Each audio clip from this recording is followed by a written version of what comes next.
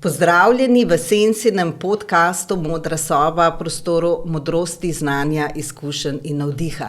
Z vami sem Maja Megla, tokratna gostja je Lija Katarina Kompan Erzar. Pogovarjali se bova o prazničnem stresu, stiskah v veselem decembru, o osamljenosti, prisiljeni sreči in prisili povezanosti.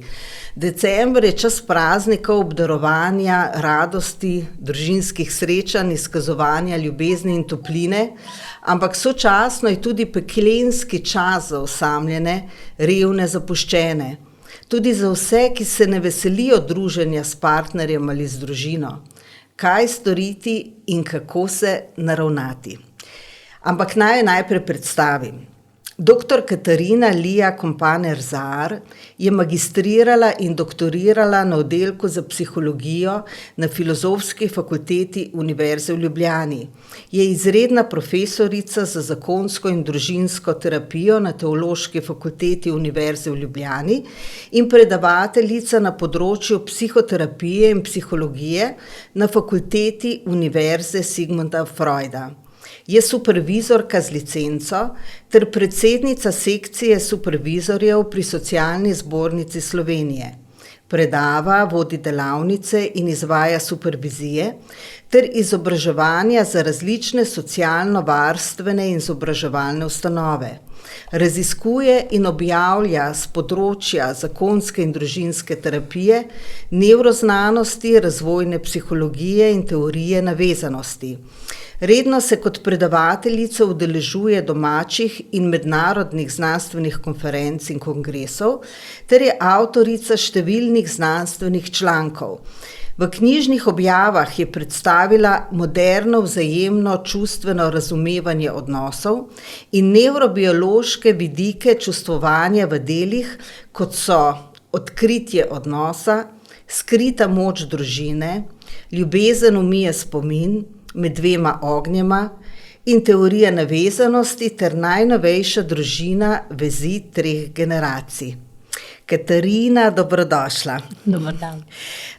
Dogovorili sva se pred snemanjem, da se bova tikali, tako da bomo obrali to noto. Torej, čas praznikov, ko naj bi se vsi veselili, bili radostni, veseli, srečni, izpolnjeni, mirni, je v bistvu čas nekih izjemnih pritiskov.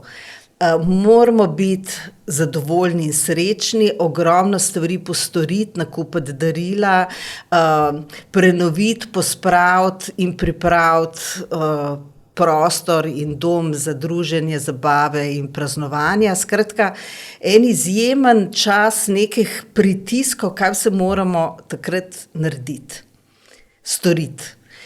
Kako bi kot terapevtka svetovala ljudem, kako se naravnati v teh časih, teh izjemnih pritiskov, ko imamo na spisku polno enih stvari, ki jih moramo narediti?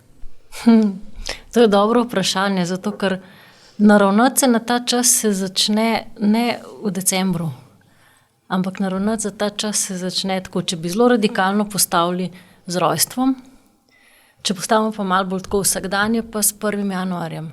Pomeni tisto, kar mi doživljamo kot najmočnejši pritisk prav tega časa, ko se leto končuje in se končuje na tak način, da ne omogoča kakšnih posebnih naravnih zunanjih podvigov, rečemo, ali pa motil, ampak je treba zelo notranje delati, ker je tema, je mraz, je konc obračunskega obdobja, je konc projektov, je treba končati kakšna, poročila.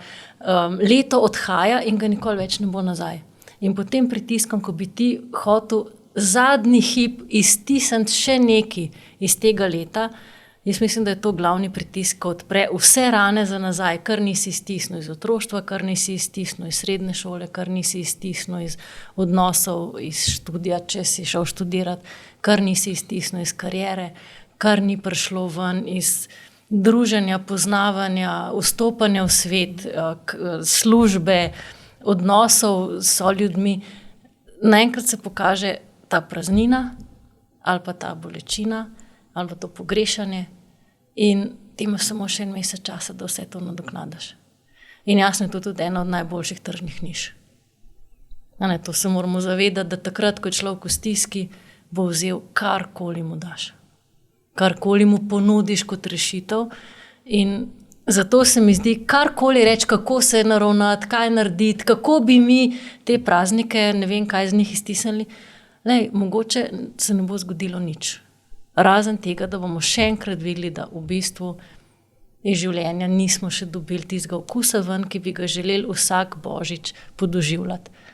Zdaj, če gledamo čist z vidika mogoče liturgičnega leta, je ta čas adventa pomeni čas, ko se ti smeš zavedati praznine, stiske, nemoči, osamljenosti, neuresničenosti, prav te nedokončanosti, ki jo ljudje v sebi nosimo, čist kot materialna bitja. In smemo iti dovolj globoko v ta občutja, da si upamo enkrat tvegati, doživeti to, da bo tisti okus prišel sam, ker je pod bolečino, pod sramom, pod osamljenostjo, je ta okus po ljubezni in po stiku. Ampak če se mi tej bolečini izogibamo ali pa če si ne upamo iti dovolj globoko vanj, pa si jo preprosto priznati, da ne moramo sami, potem noben ne more do nas. Pa ne govorim tle zdaj samo v enem verskem smislu, ampak čisto preprosto, če jaz se radikalno ne zavem, da sama ne morem svojega življenja osmisliti brez sodelovanja in brez povezovanja z drugimi ljudmi, pa mi noben ne more pomagati. Če pa se enkrat zaveš, da ne moreš sam, ne zato, ker si neumen in ker ti nekaj manjka, ampak preprosto zato, ker ni v človeški naravi, da bi bil samozadosten, potem pa počasi, nehote opaziš, da se ti nekdo nasmehne čisto brez veze. Da mogoče si šel mimo ene trgovine in nekaj zadišal ven, ene slačičarne, ne vem kaj, in te je ta von spomnil na en lep trenutek izpred 40 let. Potem postanemo bolj pozorni na te drobne dražljaje, ki nam v bistvu prav na tej organski ravni, telesni, nam dajo, nam počasi prebudijo vsaj majčken tega občutka, da nekoč nekaj ali pa nekje nekaj je, s čimer se lahko povežemo. In počasi se iz tega lahko zgradi en malo bolj, malo manj prisiljen, pa malo manj ritmično narekovan ta način, kako bomo preživeli to obdobje, ki skoraj neizogibno prinese vsaj majčken tega soočanja s to notranjo praznino, pa nezadovoljstvom ali pa bolečino, če hočeš. Zdaj, toliko odprla si toliko enih stvari, da bi tri vale, ki gre vsako svojo smer, rada se na njih zavihtela, seveda to ne morem. Ampak bom poskušala. Prvo vprašanje, ki bi rada, da ga malo osvetliš, je to, da v bistvu je bil izvorno to čas neke kontemplacije. Ja. Ki je zdaj ubral popolnoma nasprotno noto, ne po notranjenosti, ampak po unanjenosti, se pravi, žura se, zabava, veseljači, druži na take zelo burne in načine, Se pravi, v čisto neko nasprotje se je to zasukalo in me zanima, kako bi to pojasnila, glede na to, da si prej govorila o tem, nismo sami, pač človek ni izdvojen in samozadosten, že potem se vidi, da to, kar mi izdihnemo, drevesa vdihujejo, z svetom smo, že s tem smo z vsem povezani, in to, kar drevesa izdihnejo, mi vdihnemo. Se pravi, ko smo tukaj, smo z vsem povezani, del vsega. Ampak, da se vrnem, kako ali pa kaj storiti, ali karkoli, kako se je lahko tako zasukalo ta čas kontemplacije v nekaj tako v bistvu odtujenega od človekovega naravnega toka. Takrat se vse luč zgineva, letos se bliža k koncu, skratka logika stvari je tega pomirjanja in dokončanja, mi pa takrat veseljačimo in norimo. Ja, ker bolj ko kriči v nas, močneje moraš kričati navzven, če noče slišati notranjega kričanja. Se to je dejstvo, če ti ne moreš čakati. pol moraš narediti nekaj, kar preglasi to čakanje. In to nujno. To je res, ja. To je čisto preprosta stvar. Mi smo si tudi, v bistvu, jaz sem, recimo, se mi zdi bistveno bolj naraven ritem šolskega ali pa študijskega leta, kakor koledarskega. Ker mi smo se tempirali na 31. december. Sploh dobro, res sem tudi neki teh projekte, pa to, ker imaš, vedno moraš tam konec decembra, pa začetek januarja tista poročila pisati. In to je čista mora. Ker konec koncev bolj nekako smiselno po plati dela bi bilo tempirati leto do dopusta pa po dopustu. Ne pa na sredini preseka, takrat, ko v bistvu se intenziteta stopnjuje. Je januar, začetek januarja ali pa konec decembra je sredi študijskega leta. Takrat nimaš kaj se umirjati in izklapljati. Ja, imaš pač par dni praznikov, ampak delo je še v nekako dvigovanju ali po intenziviranju. Jaz se lahko začnem počasi tako umirjati in začeti razmišljati o tem, kaj bom pisala, brala, kaj bom delala naprej za naslednje leto, tam konec maja, v juniju. Takrat je zame čas umirjanja. Medtem ko december pa ni čas umirjanja. December je pa čas, ko ti vsi visijo za vratom s svojimi roki in datumi. In je na nek način to precej nehvaležno. Mene bi zanimalo enkrat videti, kako je to v Avstraliji, ko imajo takrat poletje, ne vem, je to čas dopustov ali ni, nikoli se nisem toliko zanimala, ampak zdaj sem pomislila, da bi bilo zanimivo to vedeti, če je tam kaj drugače, čeprav najbrž smo tukaj dosti globalni, ker vsem gre za trženje v tem obdobju. Ampak tisto, kar je, če bi hoteli mi res Božič doživeti, potem bi bilo zelo smiselno potencirati to, koliko veliko stvari v tem obdobju imamo in se s tem začeti ukvarjati. Ne začeti se ukvarjati s tem, kako si to poenostaviti, da bi lažje naredili vse, kar hočemo. Ampak začeti kričati od tega, da ne moramo več. Potem bi pa lahko december ukrotili na drugačen način, ne da bi ustavili svoje delovanje, ker ti se ne moreš ustaviti za en teden konec decembra. Ker začetku januarja boš moral imeti vse tisto narejen, ker v tem tednu nisi. Boš moral imeti predavanja pripravljena, boš moral imeti članke oddane, boš moral imeti finančna poročila naštimana, boš moral imeti pač nove projekte pripravljene in ti tistih par dni v bistvu zelo narobe hod lahko. Če nisi vsega naredil že v novembru in ne vem kdaj, je precej kontradiktorno. To je ena stvar, ko jaz gledam čisto iz tega, mogoče tehničnega, mogoče niso vse službe na ta način oblikovane, ampak mislim, da je precej področje, ki imajo to najbolj neprijeten čas, je prav v decembru. In gor smo se obesili, ker že itak hitimo in ker že itak je treba vse narediti, smo si dali še kup enih okraskov, ki jih je treba narediti zato, da bi se nam zdelo, da smo se vmes tudi umirili. Ampak jaz mislim, da se človek najbolj umiri takrat, ko lahko končno pove, kaj ga to grozen boli, vznemirja, plaši, kaj ga obremenjuje. Ker čim ti lahko poveš, kaj te obremenjuje, si pol manj obremenjen. Če to poveš nekomu, ki razume, kaj si rekel. Pa ne, če sem čisto odgovorila, mislim, da sem spet malo odplavala nekam. Ne, ampak pred tem moramo tudi znati ubesediti, kaj čutimo. Tudi to je, ampak bo pa to malček načele pol kasneje. Skratka, to biti v stiku sam s sabo, kaj to sploh je. Bova to vse načeli. Ampak to me še zanima, ta prisila biti srečen v decembru, zabaven, poln dovtipov, humorja, iskrivosti, smeha, ker takrat je ogromno nekega druženja. To je tudi en hud pritisk za ljudi. Ja, to je včasih že na meji zlorabe. Ta prisila, zdaj ne vem, kaj vse bi moral, ne vem, kako naj bi se zabavil. Jaz se zelo strinjam, da Božič je čas, ko ga je prav praznovati. Božič, je novo leto, rečemo to obdobje zimsko ali pa najkrajših dni ali pač kakorkoli si jih ljudje ovrednotijo to obdobje, ampak absolutno je treba to praznovati. Samo, če mi želimo nekaj praznovati, potem moramo imeti razlog za to. In razlog ne more biti samo datum.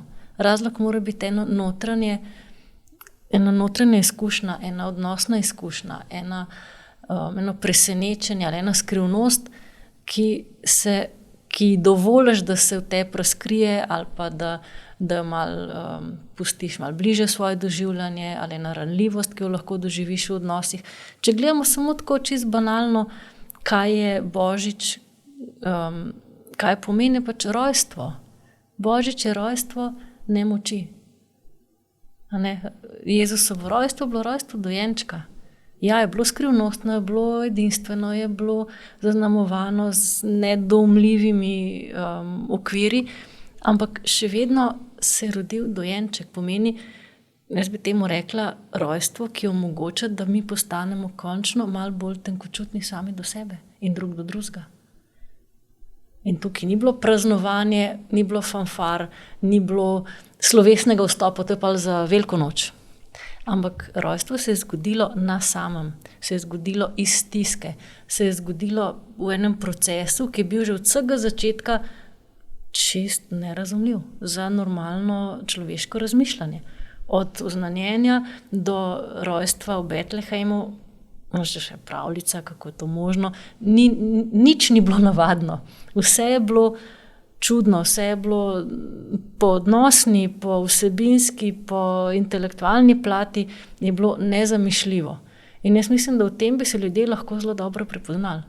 Ko gre čisto vse narobe, čisto nič ne gre po planu. Čisto vse je preplavlja, nekako prehiteva drugo, ena stvar čez drugo. In ti samo greš zato, da bi se popisal, zato, da bi rekel, jaz obstajam. Ko sta šla Jožef in Marija v Betlehem, greva se popisati, greva povedati, da sva tukaj na svetu. In ta pot, namesto da bila nekaj čisto navadnega, se je spremenila v nekaj, kar še zdaj človeštvo sprašuje, kaj to pomeni. In jaz mislim, da vsak od nas skozi ta temen november in skozi to prisilo, bodi vesel, bodi nekaj posebenega, če zdaj ne boš pokazal, potem nikoli ne boš, bo šlo spet eno leto mimo, ne da bi ti zablestel, ne da bi se ta zvezda repatica pokazala na tvojem obrazu in bi rekel, wow, dobro, da si prišel. In se mi zdi, da bi bilo veliko boljše reči, sej tudi, ko je res prišel, se ga noben ni spoznal. Vse so ga spoznali samo tisti, ko so bili v stiski. In jaz mislim, da Božič je praznik stiske, ne praznik teh, usiljenega veselja. Ampak če ti v stiski lahko čutiš, da se te nekaj dotaknilo, to pa je res praznik.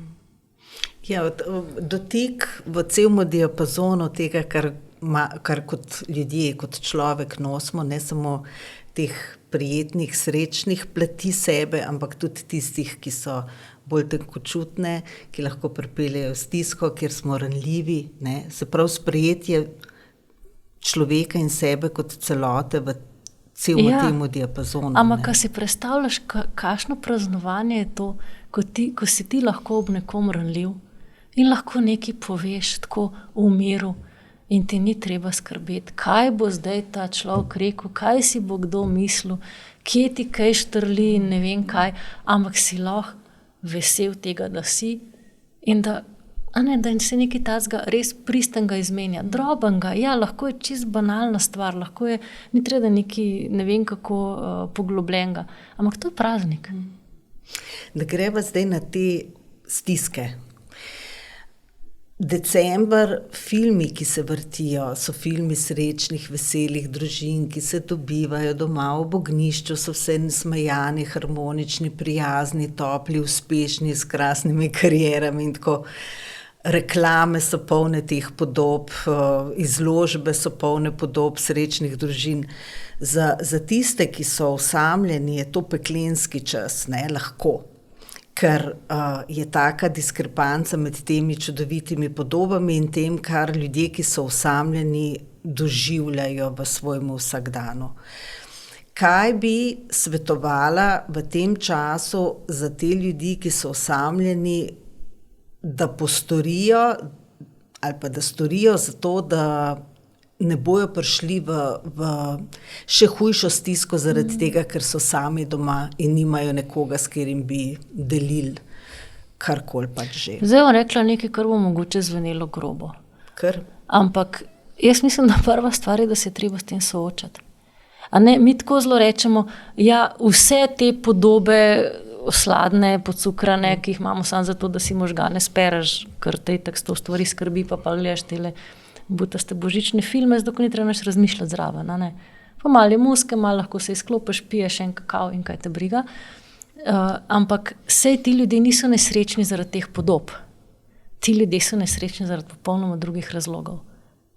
In se mi zdi, da tudi kadar rečemo, ja, tle so vse te podobe in bogi človek bo zdaj še bolj trpel, a naj nehamo te podobe delati. Ne, te podobe so tako butaste, same po sebi. Prej ali slej ne se jih naveličaš. Ampak če te taka podoba vznemir in ti reče, aha, oni so vsi srečni, jaz sem pa toliko nesrečen. Ljubo duša, kje si bil cel let? A ne pomeni, če se ob tej podobi lahko zaveš, koliko je hudo, potem mogoče si lahko upaš tudi ali poiskati pomoč, ali samo se priznati, lej, tole pa res, tega pa ne bi več.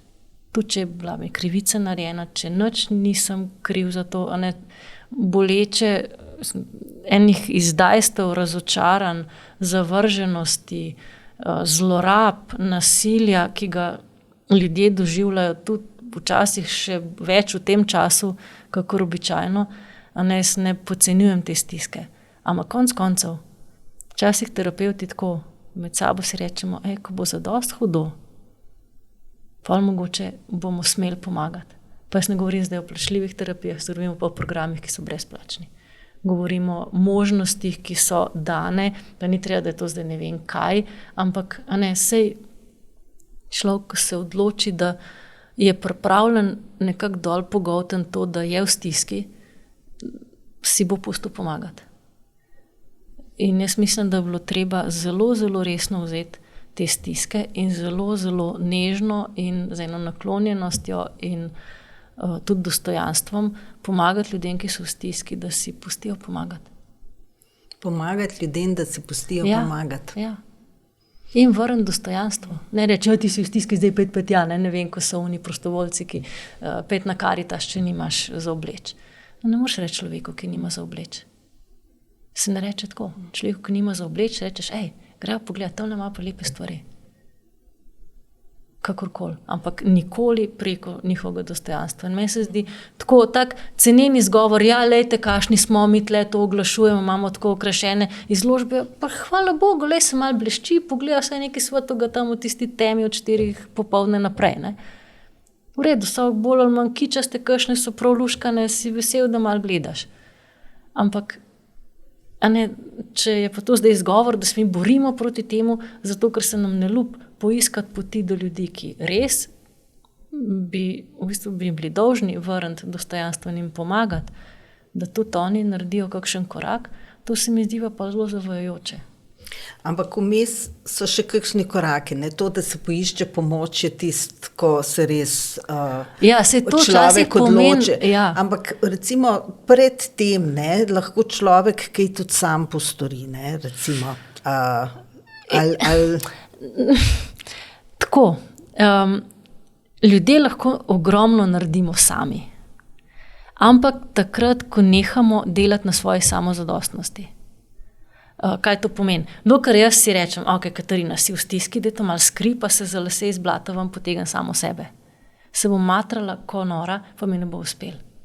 Ko bom pa sebi rekla, Katarina, tole pa res že presega vse meje, te mod že to, da nekdo se tam smeje, se že čutiš ogrožena, ker si ti nesrečna, on se pa smeje, pomeni, čakaj, da je malo to nesrečnost, poglej, kaj te dela nesrečno, česa se bojiš, kaj te boli, kaj se ti je zgodil. In ko se rečem, ojoj, tole je pa res nekaj, kar presega tale nemoč, ta stiska, presega moje trenutno razpoloženje ali pa sposobnosti, kako bi sebe razrešila in začnem razmišljati o tem, s kom se lahko pogovorim, kaj lahko naredim, kje je moja iniciativa, ob kom lahko dobim tisto zrcalo, ki mi bo pomagalo mene videti v bolj realni luči. Potem lahko šele začnem jaz delati. Jaz če rečem, ne vem, če si predstavljam nekoga, ki ima težave z alkoholom, ali je zasvojen z alkoholom in začne lepš, ko je zunaj, več začne piti, zato ker ga to spominja na vse tisto, kar se mu zdi, da bi moral imeti, pa nima.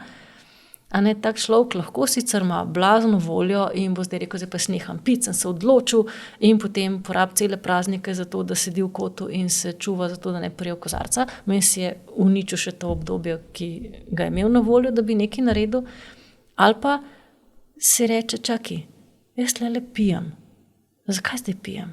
Ja, zato, ker si nisem upal vprašati, ne vem, nekoga, če lahko, ne vem, se z njim družim, ker si nisem upal pritožiti, ko sem v službi rekel ne vem kaj, ker nočem, da bi kdo vedel, kaj doživljam in pa to skrivam in se delam močnejšega, ko sem in ljudje me imajo za suverenega, jaz pa to nisem. Enkrat se treba odločiti in reči, ljudje, mene je strah. Reči to v službi. Reči v službi ne. Reči v službi ja. Kakšno tako gesto, ki te upne v odnose nazaj na malo bolj ranljiv način.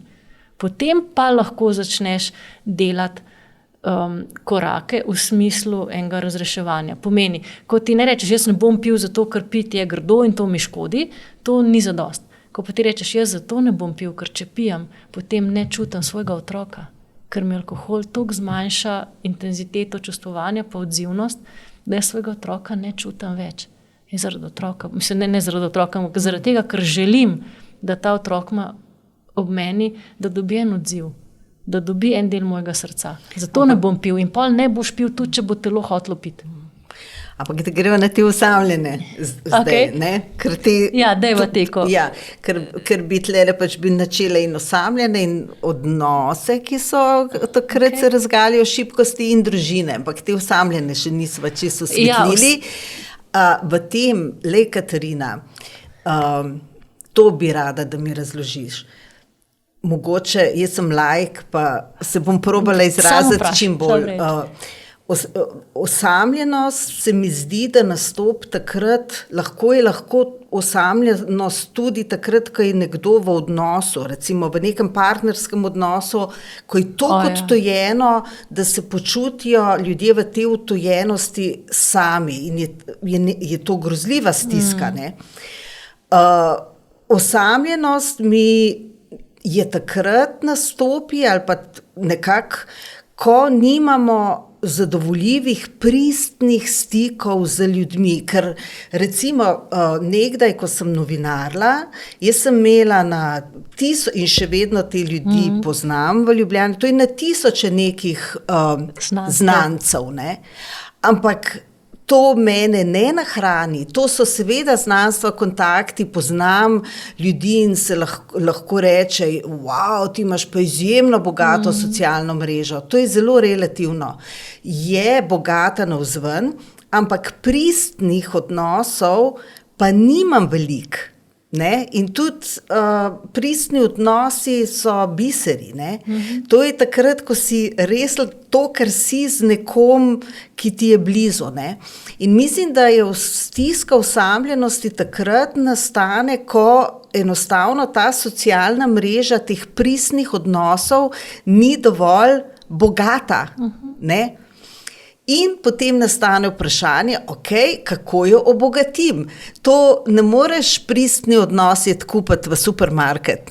Tudi ne moreš ga zavestno reči, zdaj bo pa medve imeli pristni odnos. Ja, mislim, pa tudi, če si želiš, ga moraš zgraditi, rabiš čas za to. Ne? Druga oseba se mora odzvati. Skratka, kako v tem poligonu nekdo kakšne korake ubrati, da se zgradi ali zgradi se, tudi zgraditi ne moreš, to pač je ali pa ni, ne? Se razvije. Razvije se, ne? Ampak da dopustimo, razpremo to možnost, da se sploh razvije ta socialna mreža nekih pristnih odnosov. Prva stvar je imeti pristni odnos do sebe. Prva stvar. A ne, dobro, je razlika. Eno je osamljenost pri, rečemo, mlajših starostih, a ne? Druga je osamljenost starostnikov, ko jim že vsi pristni odnosi pomrejo, ko res ostane samo v svoji generaciji in bi v bistvu moral navezati stike ali pa pristne odnose z 20 let mlajšimi ali pa 10 let mlajšimi ljudmi, ker to je pač en poseben, mogoče pa kasneje se k starostnikom vrneva. Ampak to, kar je pa osamljenosti v teh aktivnih letih, kjer je še velik nabor vrstnikov, rečemo, pa včasih so celo še starši, pa so celo še otroci ali pa karkoli, je pa osamljenost nastane najbolj tam, kjer ti izgubiš stik ali pa dostop do svoje notranjosti. Zato, ker je veliko znanstev, je veliko lahko socialnega, tudi socialnih spretnosti, veliko enega dialoga, veliko pogovorov, veliko dogodkov. In včasih, če je tega preveč, izgubimo sebe, izgubimo dostop do svoje notranjosti, ker se toliko hitro menjavamo, pa to hitro v bistvu prilagajamo situaciji, da se utrdi tudi naše delovanje na tej površinski, široki ravni. In takrat, če ti imaš, ne vem, moj kot novinar, če moraš 150 ljudi nekaj vprašati, se ne boš poglabljal, kaj zdaj ta človek čuti. Rabiš eno informacijo, ne vprašaš, dobiš informacijo, se zahvališ in greš. In je to vse bolj na tej ravni, dam ali pa ene take pragmatične mreže, ki je zelo dragocena, zato ker lahko ogromno pomena ampak ne bo pa nahranila duše, ker ni temu namenjena. Ker je namenjena samo mreži informacij. Odnosi, ki nahranijo dušo, so pa tisti, ki nahranijo tvojo dušo. In tvoja duša včasih ni taka, kako bi ti hotel. Pomeni, če dušo razumemo kot naše čustvene vsebine, spomine, izkušnje, to, kar je zapisano v naš organski sistem, ni vedno tako, kot bi si želeli. In včasih mi pobegnemo ali pa nam je lažje iti v to širino, zato da ni treba skozi te duše hraniti. Na tistih področjih, ki so za nas na začetku, dokler jih ne spoznamo ali pa se nekako jih ne objamemo, se nam zdi, da bi bila še bolj naporna od tega, da smo skozi na površini. In to je sram, recimo sramočenost, je strah, je občutek zavrženosti, občutek nevrednosti, je občutek nekoristnosti, nepripadnosti. In to so občutja, ki so vezana na ta osnovni mehanizem, rečemo, navezanosti, ki se pa oblikuje v najbolj zgodnjem otroštvu. Lahko še enkrat našteješ, lepo prosim. Sram, sramočenost, strah, kakršenkoli. Strah pred tem, da karkoli boš naredil, bo narobe, a ne? Ali pa ta ogroženost, da bo kar nekdo prišel, pa te bo odrezal ali pa napadel ali pa užalil. Je tudi lahko strah, da ne izpolnim svojega življenja, strah, da ga ne usmislim, strah, da ga bom zavozil, strah, da... strah pred neuspehom, strah pred praznino. Cel spektr strahu na vseh področjih. Potem je pa še zavrženost, občutek zavrženosti, nevrednosti. Da nisi vreden tega, da bi pripadal. Da te nihče ne more imeti rad. Ogromno otrok ali pa ogromno odraslih, rečemo, tako, če jih tako čist globoko, če prijo malo v stik s sabo, pa tako si rečeš, a je tebe možno imeti rad? Mislim, da ogromno odraslih, ko vsaj kdaj v življenju lahko začutimo ali pa začutijo, da v bistvu pa njih ni lahko imeti rad. Da so breme drugim. Veliko ljudi reče, raj ne povem, kaj čutim, da ne bom obremenjeval. Ta je res fraza. Ampak ljudje res ne povejo in pa obremenjujo tako, da se Bog usmila. Zato, ko če ne povem, priješ tesnobo v prostor, ti sam slabo postane in nič ne moreš. Ampak odkot imamo ljudje to idejo, da boš obremenjeval, če boš povedal? Zato, ker ko si bil majhen in si govoril in si kričal in se metal na tla in ne vem kaj jokal in zahteval, si rekel, daj mi že mir. In jasno, en otrok, ki ne razume, še nima ti oblikovanih sploh struktur, s katerimi bi lahko razumeval, si bo zapomnil, se bo van vtisnil, ne se bo zapomnil tako razumsko, ampak organsko. Če izražam svoje potrebe, sem breme. In starši grejo stran. Če hočem, da starši so ob meni, ne izražam svojih potreb. In pol odrasteš, kot ena vreča neizpolnjenih potreb, s katerimi se niti ne upaš soočati, ampak v bistvu ne hote, in to se mi zdi največja krivica pri osamljenih ljudeh, da ne hote prebujajo v drugih ljudeh zavračanje. Ne hote. Ali zato, ker so preveč obzirni. Ne, tako pač, jaz sem, da se ne bom motila, pa bom sam 2 minutki, čisto eno majhno stvar te bom vprašala, a ne tako, če ne zamiraš, pa a veš, tako vse res, pa če ti bo preveč, mi ti kar povej. Kot je že slabo. Ja, je že živčen človek postane. Kup takih stvari je, a ne. In je veliko teh strategij, ki jih vidimo pri osamljenih ljudeh. A lahko še par teh našteješ? Ja, potem druga stvar je ta, da ta je tudi taka zelo nehvaležna obramba, je ta, da tudi oskar pri osamljenih mladostnikih ali pa študentih, ta mlajša starost. Tile moji vrstniki so pa toliko nezreli. Jaz tako že globoko razmišljam, gledam tele vrstniki, so toliko otroči. Pa hodijo te na žure, pa popivajo, jaz pa ne pijem in se mi res zdi, mislim, zakaj bi se pa jaz z njimi družila? Ali pa, daj mi, da se nekaj globocega pogovarjajo, ne bomo te površinske, zdaj pa zdaj božič, vse ta kič po trgovinah. Jaz pa res si želim tle nekaj globocega in tako bom res nekaj novega in drugač in ne bom imela teh okraskov, ne vem. To so vse take strategije, ali pa da rečeš, to je vseeno potrošništvo, to je brez veze, zakaj bi se mi sploh božič šli, dajmo raje iti kar nekam, ne vem, na en izlet, ali pa bomo šli v naravo in bomo brez vsega, zato ker so oni toliko potrošniški in neumni in kaj se ljudje grejo, s takim se pa res ne bomo družili in bomo mi nekaj posebenega, ali pa bom jaz nekaj posebenega. In če tvoj prijatelj ima rad zlate kragulčke, zakaj pa ne? Zakaj pa moraš napadati in reči, kaj se to vse te kičarije, to jaz se tega ne grem. Jaz pa ne grem z vami zdaj na kuhano vino, ker to vsi hodijo ne brez veze. Sej ti ni treba iti na kuhano vino. Vsem ti ni treba ljudi ponižati. Ti ni treba reči, jaz sem pa tako, jaz sem pa nad tem. Jaz pa ne padam na te finte, jaz pa ne grem na tole našo službeno zabavo, ker itak se ljudje tam napijejo in se pol obsceno obnašajo in se sramotijo in to pa jaz pa na to ne grem. To so take vzvišene, recimo vzvišene nekako. Da se postaviš nad, eno je, da se postaviš pod, tretje je, da se izogneš, da sploh zignoriraš ali pa se sploh ne odzivaš ali pa da se kar umakneš in skriješ?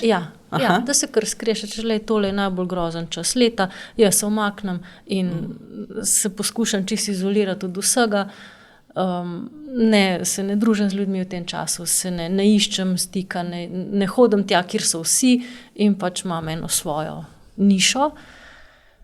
Potem je pa tudi tako, da je pa malo, rečemo, vsiljivo, da pa kar nekrat pa kličeš, pa hočeš, pa dajmo, pa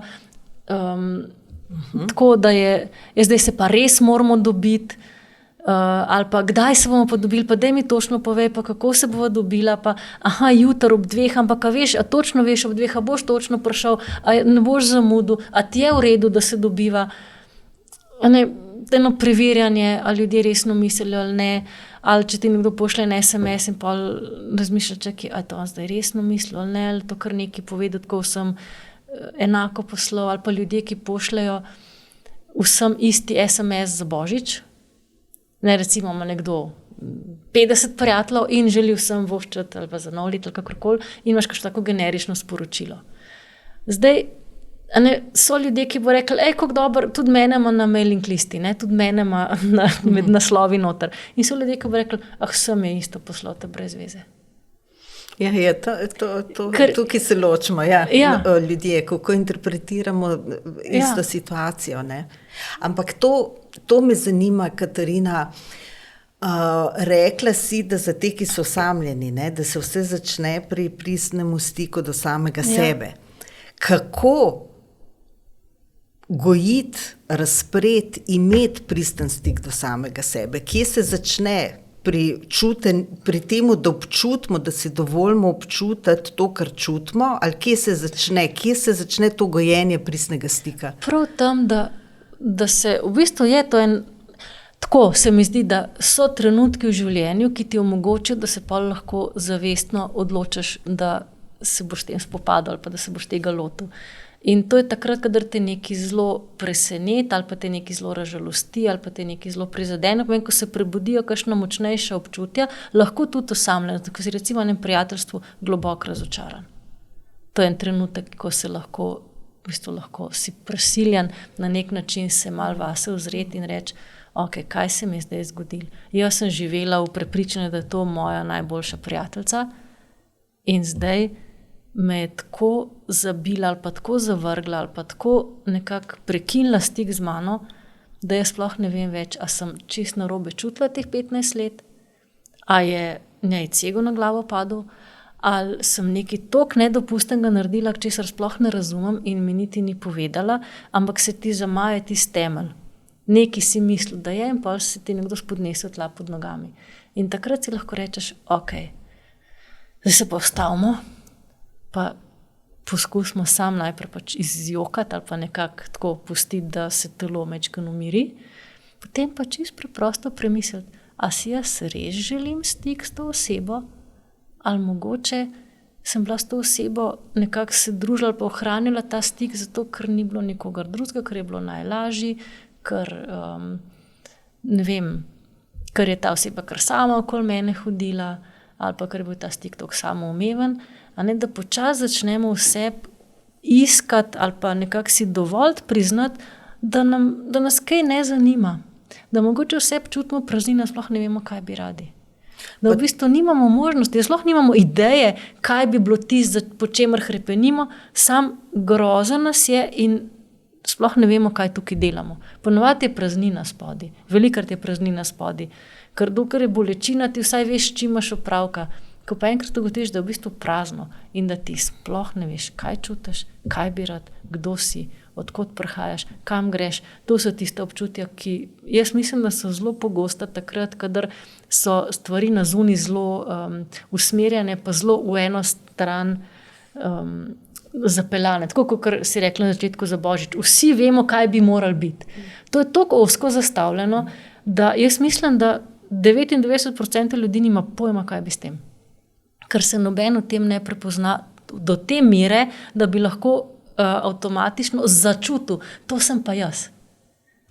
Igramo neko igro. Ne? Ja, mislim, pustimo si dajati ideje, kakor da jih sami nimamo. Pomeni, kot da imaš ugasnjen notranji motor, pa se posedeš na en ringelšpil, ko te okoli voz in si rečeš, kako sem vesel. Mogoče meni sploh ringelšpil ni všeč.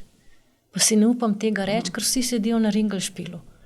Rečem, kaj pa meni tega ringelšpila, kaj mi zveni, kaj nekako zaresonira z mojim doživljanjem ali pa z mojo izkušnjo. Ja, mogoče, letošnje leto en zelen obesek za nas smrekco. Eno drugo leto mi bo zaresoniralo, da grem svoji mami in ji rečem, hvala mama, da ne vem kaj, ne. Eno leto mi bo zazvenel, da mogoče v partnerstvu kaj naredim. Eno leto, da si dam mir, pa da si rečem, zdaj bom pa res to praznino začutila in bom tle se traumirala cele praznike, mogoče bom pogruntala, zakaj gre. Ampak da ne bi zgubili te vire, da v nas noter ta odgovor je. Ni tako, ko si mi mislimo, ni tako, ko ga kreirajo filmi ali pa izložbe, ampak je pa. In zato se meni zdi čisto v redu cel ta spekter gledati, ker vsaj se dosti hitro naveličaš in vidiš, kaj ni tisto, kar ti v tem božiču iščeš ali po teh praznikih. To sem hotela samo še dodati pri tistih trenutkih, ko nastopi oziroma ko nastane v naših življenjih nekaj hudega, tako nekdo nas razočara ali pa karkoli, neke hude stvari in je čas, da na novo pogledamo, kje smo, kam gremo, kaj si želimo, kaj hočemo.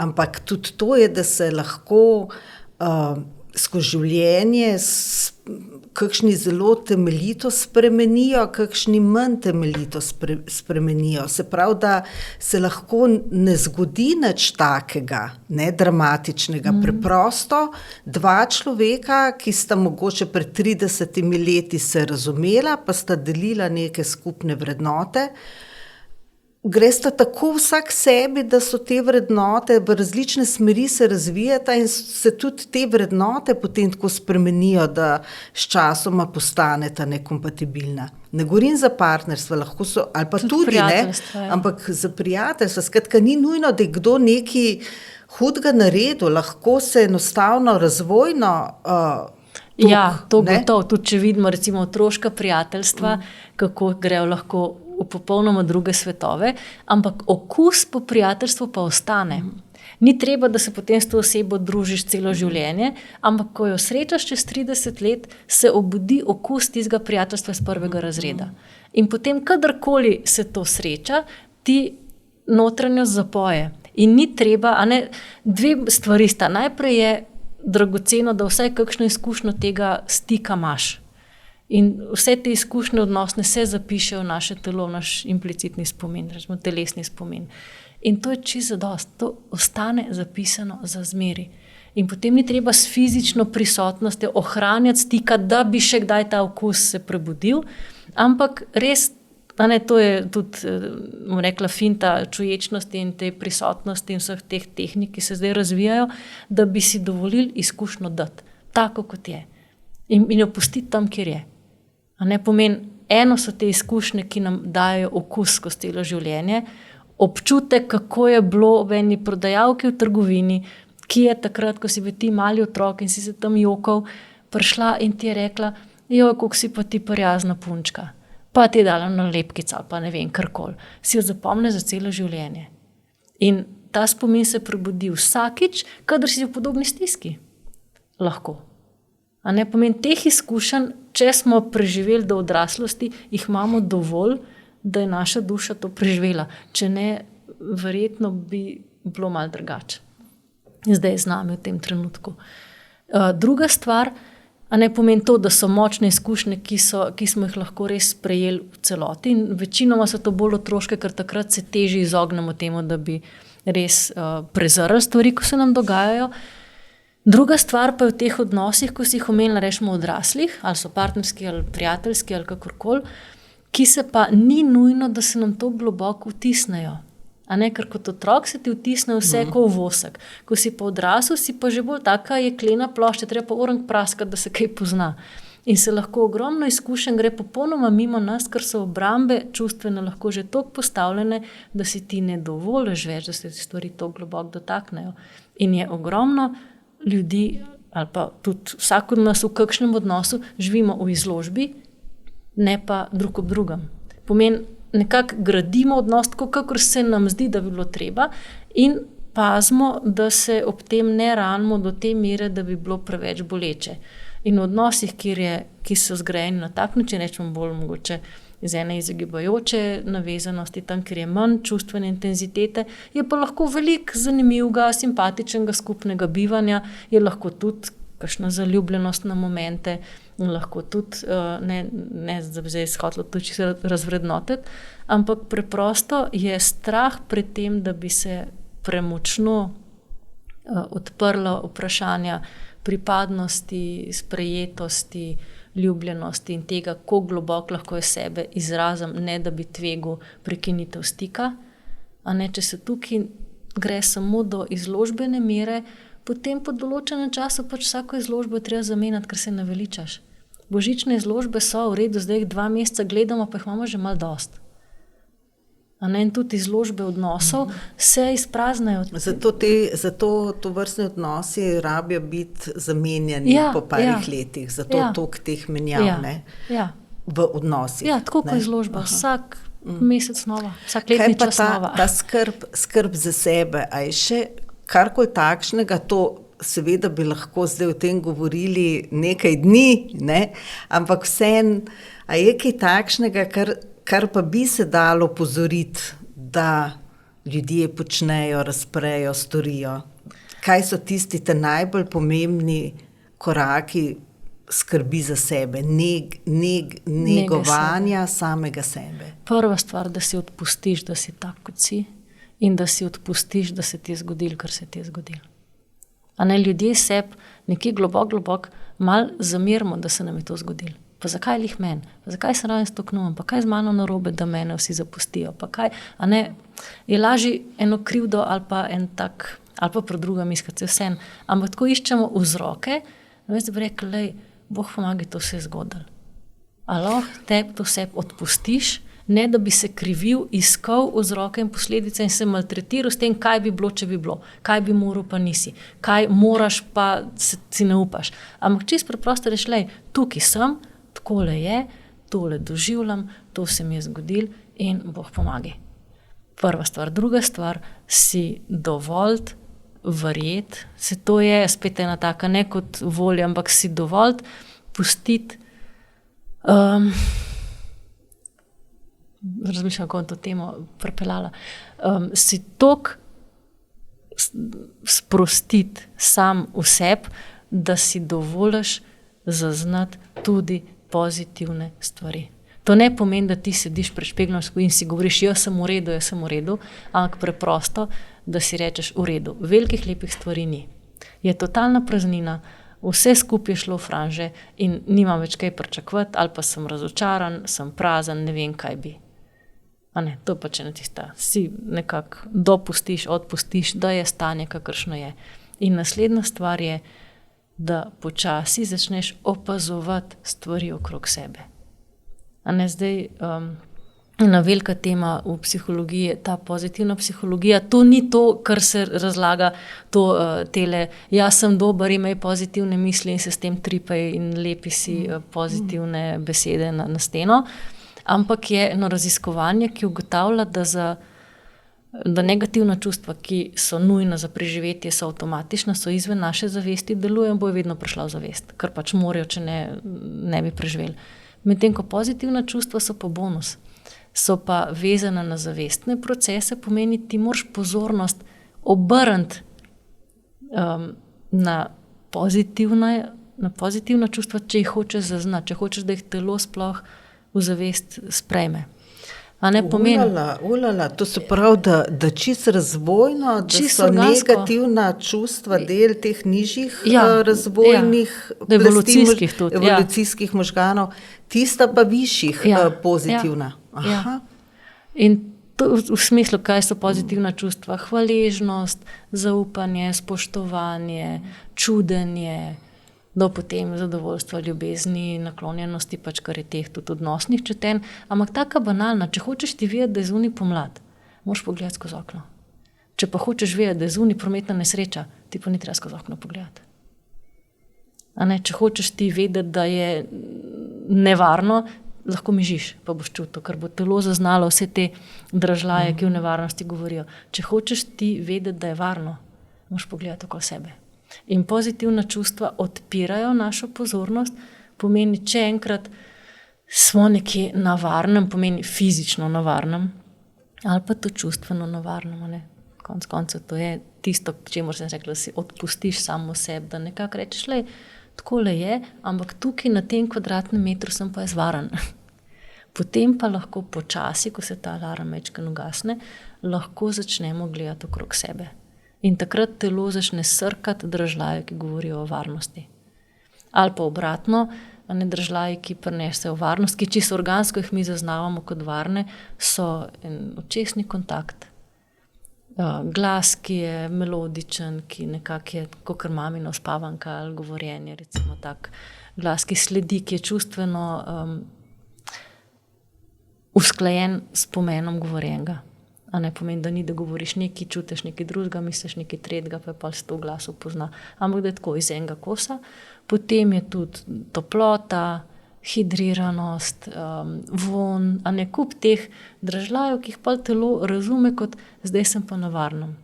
In pa imamo dva spektra. Eden je ta socialni, pomeni v odnosih, koliko je res tega kontakta, pa ene take pristnosti.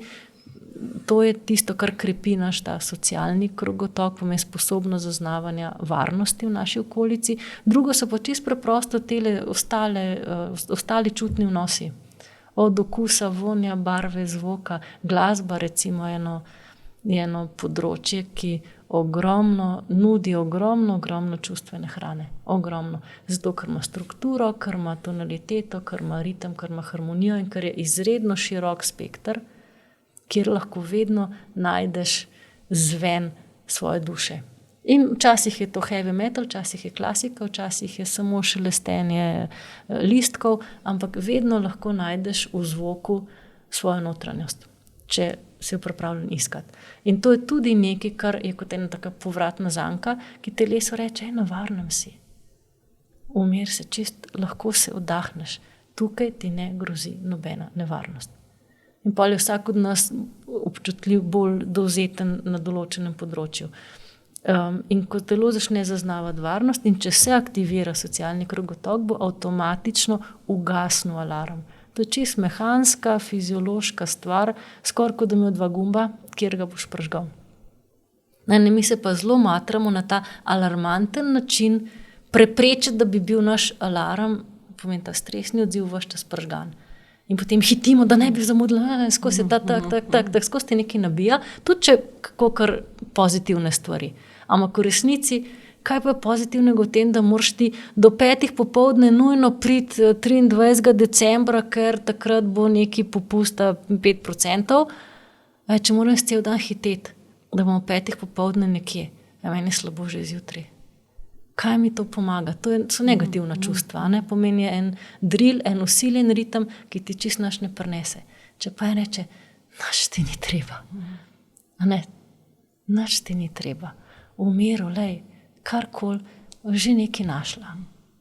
Pa sem pa jaz o 5 popoldne, točno tam, kjer je treba, ne da bi vedela, da je sploh tam bila akcija. A se lahko, Katarina, to je zdaj zelo posploševanje, to čisto razumem, ampak vseeno me zanima, radovednost me daje, terapevti imate, sploh ti tudi stike z drugimi okolji, ne samo z našim domačim, in tudi si v stiku z veliko ljudi skozi terapevtske procese. No? A je kaj tazga, kar bi lahko poudarila, da je za naš prostor zelo značilno v tem smislu, da ljudje recimo nimajo stika s sabo, da slabo negujejo sebe. A so kakšni vozlički, ki so zelo značilni prav recimo za naš prostor? Zgodovinsko so lahko nastali ali karkoli, ne pa za naprimer nemškega ali pa francoskega, ali pa oni v tistih okoljih so kakšne druge stvari, ki jih bolj pogosto žulijo ljudi, ne? A je kaj takšnega? Ja, zdaj ena stvar, ko bi jo rekla, je naš celoten evropski prostor še vedno, čeprav je to tako zelo neželjena in osovražena tema, še vedno se bolj ali manj uspešno izvija iz 2. svetovne vojne. In okolja, ki so bila bolj, bom rekla, bolj sposobna razčistiti s temi temami, bolj sposobna ali pa mogoče bolj enovita v odzivanju ali pa tudi bom rekla, eni prikrajšanosti v tem obdobju, so hitreje prišla v območja, kjer pa so bile velike razlike ali pa celo, bom rekla, kjer so se ljudje med sabo razklala. Recimo Nemčija je dolgo rabila, da je začela da je prečistila tudi to sramoto, ki jo je nacizem naredil. Jasno, oni so dosti hitro v besedah ali pa tudi v drži so dosti hitro pokazali, da to ni tisto, na kar bi bili najbolj ponosni, ampak predno se to iz vseh por družbe prečisti, predno vsaka družina nekako izjoka in očisti te odnose, ki so bili zaznamovani s to sramoto, z nasiljem, z strahom, predvsem s tem blaznim strahom, je traja nekaj časa. To je recimo 70 let po vojni, 50, 60, 70 je šele čas, ko lahko začnemo te stvari izgovarjati. Pri nas se je toliko bolj prepletlo to tkivo naše družbe, zato ker, mi smo tako mojstri v tem, se delam, da sem nekaj, pa sem nekaj drugega. Pod pretvezo nečesa naredim nekaj drugega. Smo imeli tole komunistično kaj bi rekla, manipulacijo noter. Smo imeli in nacizem, in fašizem, vse se je pri nas tako nekako prepletalo in toliko majhno področje, s toliko enimi prepletenimi, traumatičnimi, ne samo dogodki, ampak tudi mišljenjem, tudi eno mentaliteto, tudi potem kasneje zaprtostjo ali pa omejenostjo, o čem smemo govoriti, o čem ne. To je direktno taka dinamika travme, ne. Travma toliko časa vztraja, dokler o njej ne moreš govoriti. In najboljša obramba pred travmami, ali pa to, kar ljudje, ko smo prej govorili, kaj naredimo, če hočemo imeti praznike, je se delamo, da je vse v redu. Zato, ker se nam pa res ne ljubi s tem ukvarjati. In gotovo zdaj ta govorjenje o drugi svetovni vojni na tak način, zelo neposreden, je zelo, zelo umaknjeno že od naše zavesti in tudi nima, sploh v mlajših generacijah, nima več nekega posebnega pomena ali pa tudi smisla. Zelo globok smisel pa ima, in tisto je, kar jaz opažam v našem prostoru, neverjetna količina strahu pri ljudeh. Neverjetna količina. A se to povezuje, kako se to povezuje z jezo? Zato, ker tisto, recimo, kar je zaznavam, predvsem na družbenih omrežjih, agresija pa jeza. Je popolna agresija. Ja. A gre to za transfer nekega, za preoblikovanje nekega čustva? Ja, ker če ti rečeš, da te je strah, to ni prestižno. Če si pa jezen, ne pa tudi, strah fiziološko pomeni, da se boš ti potegnil noter, pozorno se ti bo zožil, ne bo samo prežalno to, kje te bo kdo ranil. In to ni najbolj prijetno vzdušje. Pa veliko boš biti jezen, ker ko si jezen, imaš vedno prav. Jeza je edino čustvo, ki daje energijo, pomeni, ko iz jeze ljudje naredijo marsikaj, nehajo piti, diplomirajo, se od doma odselijo, ne vem, dobijo novo službo. Jeza v redu puš, ne? Ja, totalno, ker ne moreš drugače, si ogorčen in greš. Je pa jasno, več vrst jeze. Ena jeza je tista, ko res pride iz te skrajne potolčenosti in ko te že toliko kot stisne, da pol pa tudi nič več ne moreš in si upaš kakšen strah premagati. In potem je ta kronična jeza, ta je pa tista, ko se jo vidi v medijih, to je pa veliko bolj potuhnjena, veliko bolj trdovratna, veliko manj pristna, pomeni že zelo odcepljena od svojega vira, pomeni ljudje, ki so kronično jezni, ponovadi niti ne vejo, česa jih je to grozen strah, od česa so to grozen ogroženi in potem lepijo to vzrok za strah na pač tiste figure, ki jih mediji ponudijo kot pljuvalnike. Povem, kamor lahko pljuneš, tja boš pljunil, ker jeza imaš veliko, razloga ne veš, ker si od sebe nekako odtrgan in tudi ne bi se s tem ukvarjal, ampak je skozi ena zagrenjenost, skozi ena ogroženost, skozi eno nezaupanje in potem jasno si ves čas jezen, ker si ves čas frustriran, ker ne veš, s čim, kjer strah bi moral premagati, da bi končno doživel, da si svojo močjo ali pa svojo kompetenco nekaj premaknil. Ljudje toliko imamo ene suverenosti pa poguma in koncev tudi pristnosti in pristnih odnosov, kolikor strahu uspemo premagati. Pa mi pa to zdaj razloži, oziroma vmesti bolj kot razloži, to, kar si zdaj povedala, mi sledečo mesti. Kaj pa tisti, ki enostavno imajo vsem, ki se jezijo, ampak na način, da vsem vse vejo in imajo vedno oni prav? To so kronično jezni ljudje. No sej, ampak jaz jih vidim kot ljudi, ki želijo cel svet prisiliti, da je tak, kakršni bi oni želeli, hoteli ali pa kot ga oni vidijo. Ja, točno to. Oni tudi mislijo, da sam to želijo. Oni mislijo, da imajo prav, oni so prepričani, da imajo prav. Ampak če si zdaj predstavljava, kaj se ti mora zgoditi, da doživljaš svet na tak način? Da imaš vedno prav, da bi vsi morali narediti tako, kot ti praviš, ob tem, da zraven trdiš, da si izrazito inkluziven in zelo toleranten do vseh ljudi in da vse sprejemaš. Kakšna izkušnja mora biti v ozadju pri teh ljudeh, da tako funkcionirajo?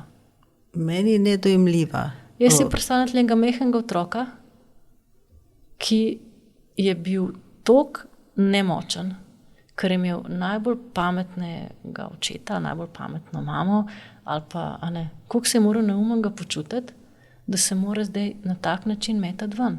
Da rabi toliko energije, tako mašinerijo, tako, bom rekla, žolčnost ali pa toliko enega arzenala, zato da pove neko mnenje, ki niti izdelano ni. Kaj mora biti s tabo narobe, da rabiš tank, zato da greš utrgati eno rožico na travnik? To je vse malo nenavadno. Ni toliko žolča, toliko afekta za stvar, ki se jo da artikulirano povedati v enem stavku. A ti rabiš, ne vem, tam stotine unih, kako se reče, teh forumov, ko se pol kar nekaj tja piše, ko bi bilo prav smešno, mislim, prav sramotno, kaj se tam kotali noter, ampak odkot se ta čutenja prihajajo, če ne iz ene popolne potolčenosti ljudi, ki namesto da bi premagali svoje strahove, strašijo druge. Jaz si ne upam, tako v narekovajih rekla, jaz ne sprejemam izziva, da bi naredila doktorat, ali udriham po vsakem, ki ima doktorat za znanosti in dokazujem, kakšni bedaki so ljudje z doktoratom. Pa daj, probi narediti doktorat, če te tako žulijo ravno doktori, probi narediti doktorat, boš videl, koliko je to neumna stvar. Boš saj vedel, da je res neumna in se boš umiril. Dokler pa jaz moram druge tolč, zato da bom sebe postavila kot enakovredno ali pa boljšo, pa lahko samo o sebi povem samo to, koliko se počutim potlačeno in nevredno. In če človeka, ki na ta način tudi v medijih konec koncev se pojavlja, začnemo mi tolč, kot, ta je pa močen, zdaj bomo pa mi ravno tako tolkali po njem, na nek način prvič mu damo legitimnost v stvari, v kjer on sploh ni toliko suveren, kot se kaže, in po drugi strani ga ohranjamo v tej, bom rekla, neozaveščenosti, ki mu samo škod, pa dela veliko škode tudi ljudem v njegovi okolici. In meni se zdi to, koliko hitro mi kupimo te prikrite strahove ali pa to kronično jezo, to se mi zdi neverjetna stvar. Mi smo s tem smejali. Ampak, kako lahko resno jemlješ nekoga, ki stalno samo strela, ki stalno postavlja neke figure in jih pol tolče, zato da bi se izkazali, koliko ima zapovedati. Potem pa rečeš, daj razlož. Te razlož, povej. Sej mene pa zanima, teorije zarote, če vzamo, da se malo izognemo kakšnim bolj drugim področjem. Ni Katarina zdaj področja, ki ne bi ljudje plenili, pa jih razdelili. Karkoli bova zdaj dale za primerjavo, bo eksplozivna bomba. To je. Če vzamo teorijo zarote.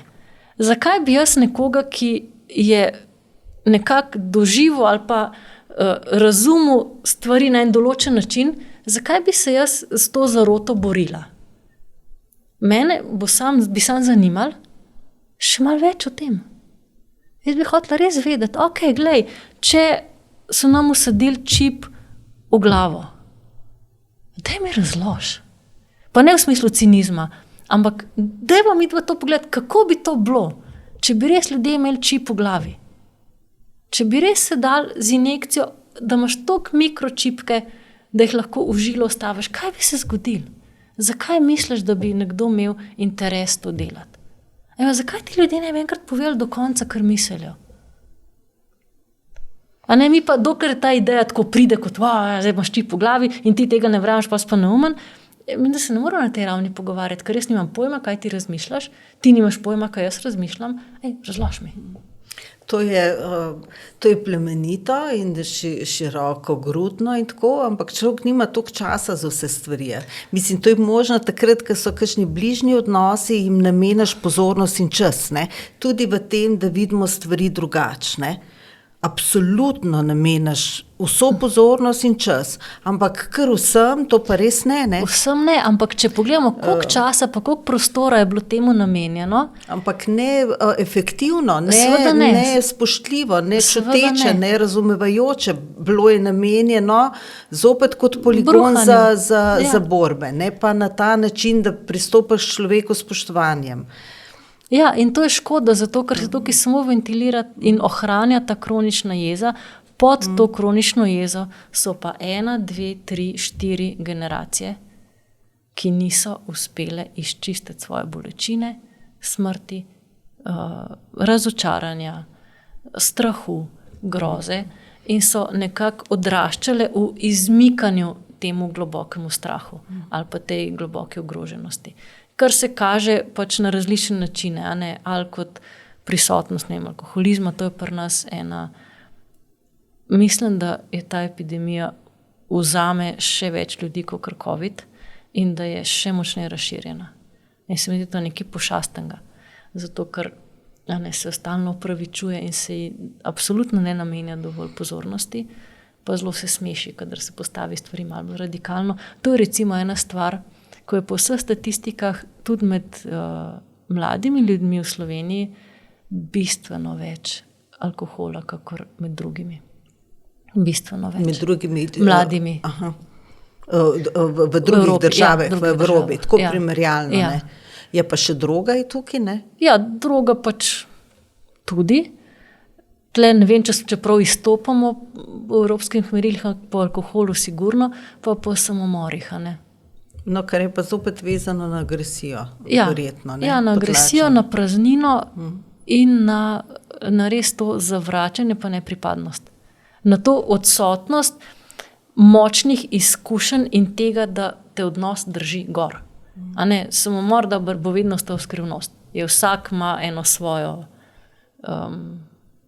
pot, po kateri je do njega prišlo, ampak če gledamo samo mlade ljudi, a ne, da ne gremo zdaj na duševne bolezni, na tesnobe, na depresije, na karkoli, tam, kjer bi bilo še možno mogoče kakšna stvar ustaviti ali pa še preoblikovati tudi možgane, če bi se zavedali, zakaj gre. A ne? Je pa tako, da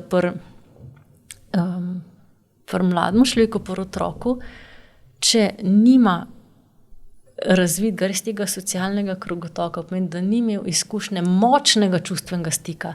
To ne pomeni, da se treba dreti ali pa kričati ali pa krohotati, ampak močnega pomeni, da ko se ti pogovarjaš z otrokom, da ga začutiš, da se mu odzoveš, da je nekako ta mikroregulacija ali pa mikrostik toliko močen, da otrok čuti, da si ti čutil, kaj on čuti. Pomeni, da se nekako zrcali v tebi, da je otrok dobil zrcalo in da je dobil močno ime za močna doživljanja. Pomeni ustrezno ime, ne da ko on žalostno reče, ne jokat. Ko se jezi, da malo umir se. To ni pravi odziv. Ko se otrok jezi, ga moraš ti pogledati. Neč, kva pa je? Kaj te pa jezi? Ko ga je strah, ga moraš stisniti k sebi. Neč, ok, dajva pogledati, kaj to je. Dajva skupaj raziskati, kako bi se lotila te matematične naloge ali pač karkoli. Ko je žalosten, se usedeš k njemu, pustiš, da se zjoka, ga pobožaš. To so močni odzivi, to je pravo zrcalo za tisto, kar doživlja. In ljudje, ki imajo močno, bom rekla pa tako,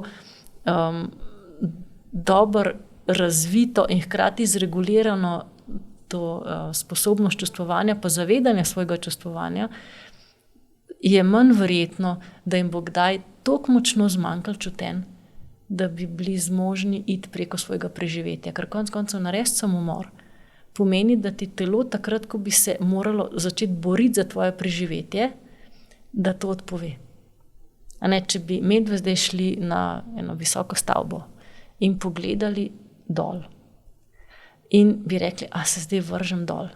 Kaj je prvi odziv na enega telesa? Ja, se telo čez nemiri. Ja, točno, in takoj skočiš nazaj. Ja. Kaj se mora dogajati s tvojim telesom, da stopiš naprej? Koliko nič ne smeš čutiti, da lahko narediš ta korak naprej? In tle je, jaz zelo močno vidim, da po eni strani ljudje rečejo, ja, ne smemo preveč čustvovati, vsi tako zelo poskušajo biti nekako vljudni, ali po drugi strani pa rečejo, ja, jaz tle nič posebnega ne čutim in zakaj bi tle moral karkoli čutiti. Potem ti gre pa na forum, pa se takih žolčnih stvari znebi, da rečeš, ja, tle nisi čutil. Ampak očitno čutenja so bila, so ostala v telesu in potem ti en prst pokaže in mu zliješ tono gnojnice na eno besedo. In to je mene preseneča, koliko čustveno nepismeni smo ljudje. Ja. Nepopisno. In pogledaš res samo te forume in se rečeš, čemu to služi? Ampak ni to tudi nekaj, kar se človek uči skozi življenje, ta čustvena inteligenca? Lahko se ne. Ja, seveda se. Pač razpiranje, učenje, razpiranje tudi na teh ravneh.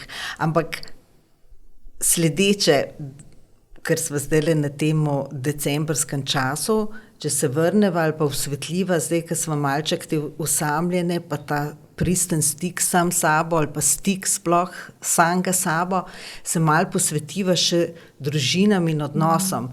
Ker tako kot je za te, ki so osamljeni, to boleč čas, je za te, ki so v disfunkcionalnih družinah ali pa v praznih partnerskih odnosih. Čas. Tudi zelo nevaren čas. V kakšnem smislu nevaren? Nevaren, da tam, kjer odnosi ne funkcionirajo, kjer je prisotno nasilje, zloraba, odvisnost, je ta intenziteta stika ali pa količina časa, ki se ga preživi skupaj, postane lahko dobesedno smrtno nevarna. Zato, ker so odnosi, ki pač te bližine ne prenesejo in recimo, da se dva partnerja nekako izogibata drugemu lahko tekom službenega leta ali pa tazga zaposlenega dela leta, potem pa naj bi bili skupaj cel dan, on tega ne zdržita. Se po 1 uri, 2 urah, 3 urah, 1 dnevu, 2 dneh napetost med njima, že same te fizične prisotnosti in tega, da se toliko pa tokrat vidita na dan, da toliko pa tokrat slišita glas drugega, da se v njima začne prebujati mogoče tudi ena želja potem, da bi bilo drugače, potem, da bi bil stik, potem, da bi se nekaj spremenili, se začnejo potrebe temeljne prebujati po sprejetosti, ljubljenosti, povezanosti, svojim prav konc koncev, po eni potešenosti, karkoli, in čim začnejo te potrebe mečkam, to so te potrebe navezanosti, jim rečemo, ko se to začne mečkam prebujati, potem imaš naslednji hip nasilje. Zato, ker so te potrebe toliko boleče, toliko nezregulirane, toliko neurešničene, tudi neizpolnjene, ampak hkrati tudi nimajo necga, nikoli niso bile izpolnjene na tak način, da bi ti razumel, kako se do tega pride. Je samo ta potreba bila in je bila potem odrezana, ponavadi z nasiljem, saj nasilje pride iz nasilja. Noben nasilnež ni bil iz zdrave, varne družine, razen če je imel pol možgansko poškodbo in mu je prefrontalni korteks šel. Ampak teh je zelo malo. Če ne, vedno, ti se moraš biti oblikovan ali pa zreguliran in morajo biti tvoji možgani ali pa razviti na tak način, da zmorejo biti nasilni. Ljudje, če se pogledamo drugega v oči, se ne moreš udariti, ti otroka ne moreš udariti, če ga gledaš v oči. Tisti, ki to zmore, in nekaj z njim hudo narobe. Zato tudi pravijo, kadar si v tujih mestih ali pa če bi ti kdo grozil, dokler imaš očesni kontakt, da mečkam, če je vsaj malo tega socialnega krogotoka vzpostavljenega, te človek ne more ubiti. Za hip pogleda stran tebo. In tukaj je zdaj, ko damo ta dva človeka skupaj, ki pa mogoče s tem pogledom drugemu samo prebujata vse tisto, kar ni, in nimata ne besed, ne dostopa, ne zmožnosti to skomunicirati, ne vsak sam zase, ne drugemu, je edini način, da to bolečino ublažita, tako da pride do nasilja, ker nasilje sprosti. Ta krog nasilja je tak, da najprej je, ko rečejo, faza medenih mesecev, minut, ur, dni, potem začne naraščati tesnoba, ker če meni grozi, da bi z nekom si prišel blizu, potem se začne prebujati spomin na to, kako je bilo, ko smo si bili blizu. Pomeni se vedno ti primarni odnosi, prebudijo izkušnje z primarnih odnosov.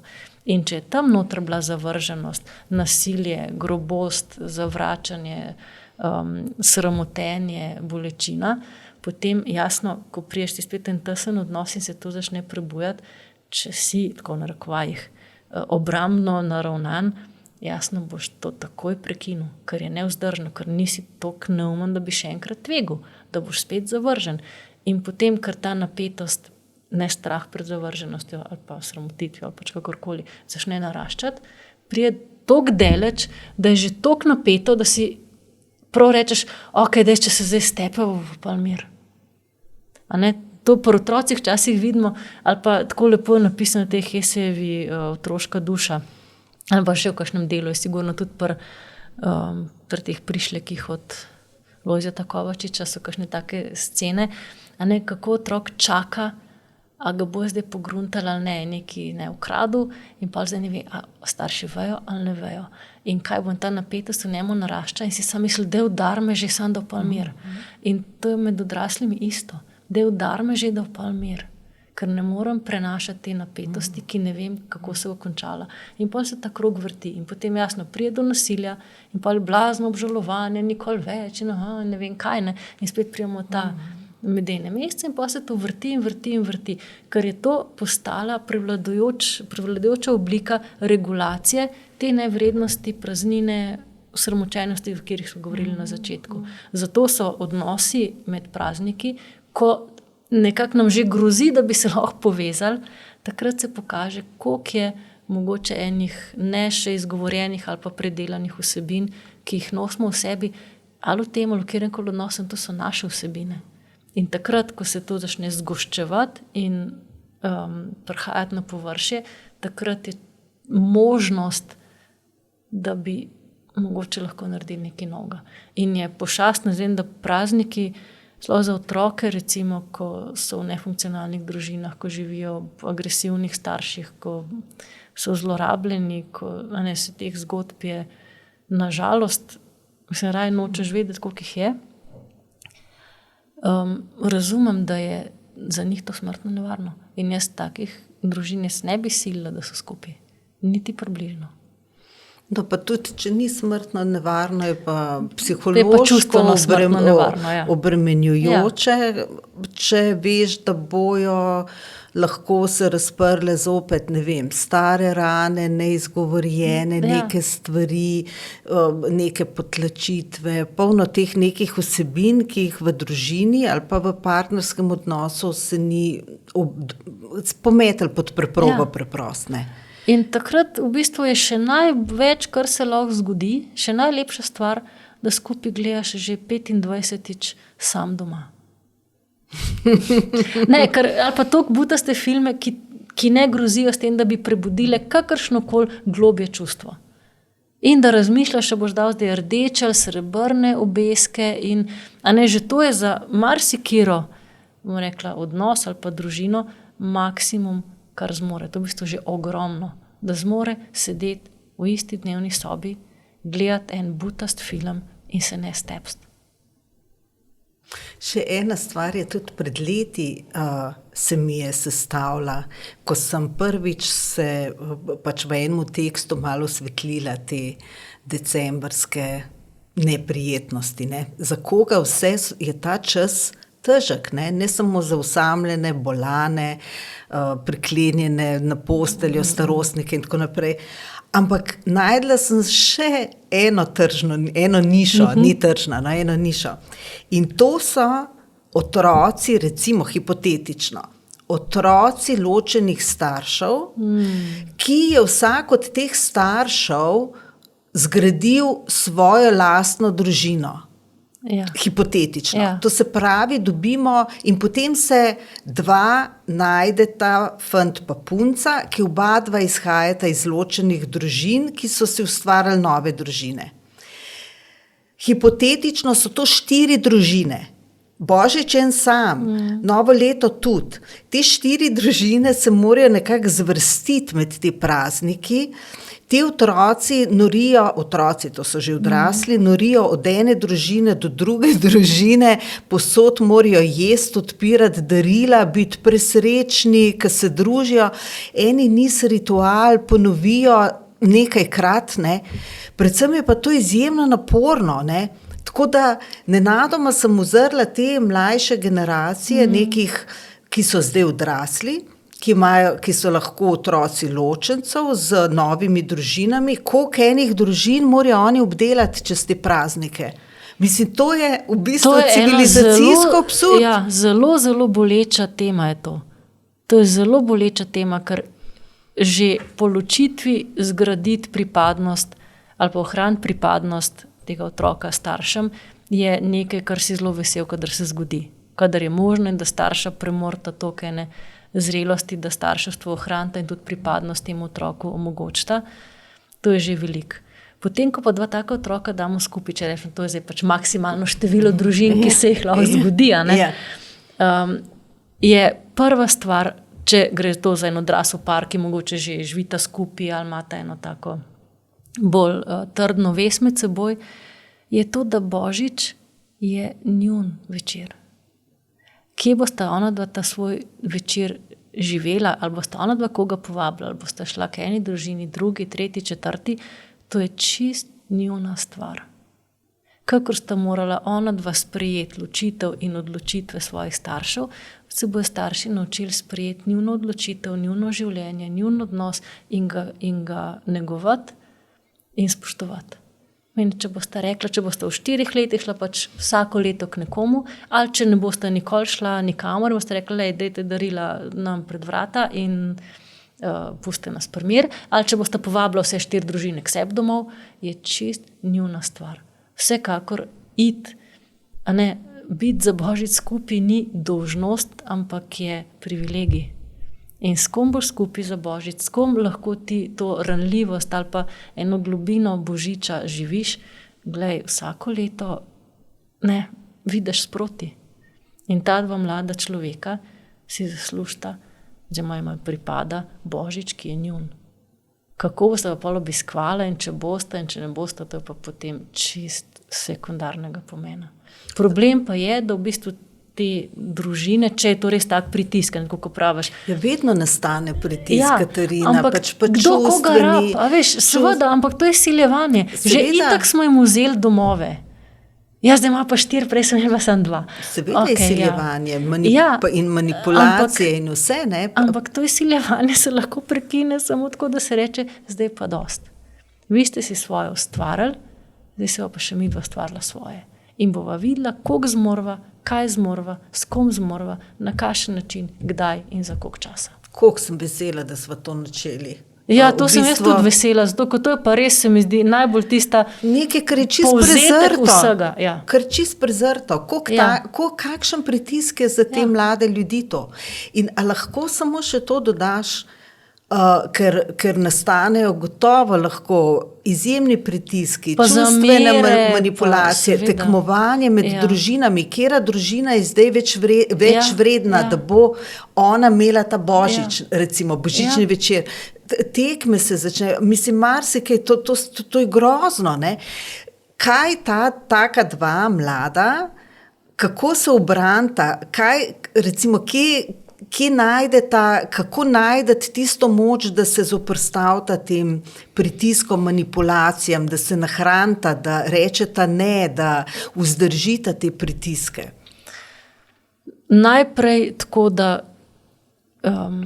se zavesta, da tisto, kar je najbolj pomembno in kar lahko največ naredita za vse te 4 družine, je, da oblikujeta družino, ki se ne bo razklala. Da oblikujeta spoštovanje, globino, ljubezen v enem odnosu, po kateri so vsi ti 4 ljudje hrepeneli, pa jim prvo ni ratalo, drugo mogoče jim bo ali pa tudi ne. Pomeni, da res vzameta najboljš, kar sta uspela dobiti od teh družin in razviti nekaj, kar tem družinam ni bilo še dano. Tem odraslim ni bilo dano. To je prva stvar, to je v bistvu edina stvar, ki jo lahko naredita za vse 4 starše. In če to pomeni, da ne boste šla k nobenim, ne boste šla k nobenim. Če to pomeni, da boste vsake pol ure menjavala, boste vsake pol ure menjavala. Ampak vsekakor sta ona dva tista, ki sta merodajna, njun odnos je tisti, ki je merodajen, za to, kaj potem, komu še ali pa komu iti. In konec koncev, za Božič greš tja, kjer čutiš, da je dom. Lahko da je pri vseh 4, če je pri vseh 4 dom, potem ne bo težav. Potem prvič ne bojo pritiskali na njiju, drugič bojo veseli, kadarkoli bosta prišla in tretjič ne bo Božič edina prilika v letu, da so malo prijazni drug z drugim. Če pa ni tako, potem pomeni, da najbrž nobena od teh domov ni dom. Potem pa naj ustvarita dom zase in ona dva povabita, kogar boste začutila, da bi lahko z njim ta dom delila. Ni nič kaj posebej krepostno iti odsahnati vseh obiskov, ki bi se spodobili, zato ker iti nekam za Božič, kjer se moraš pretvarjati, da ti je v redu, je zelo nespodobno za moje pojme. Zakaj bi ohranjal izložbo, če imaš pa dom?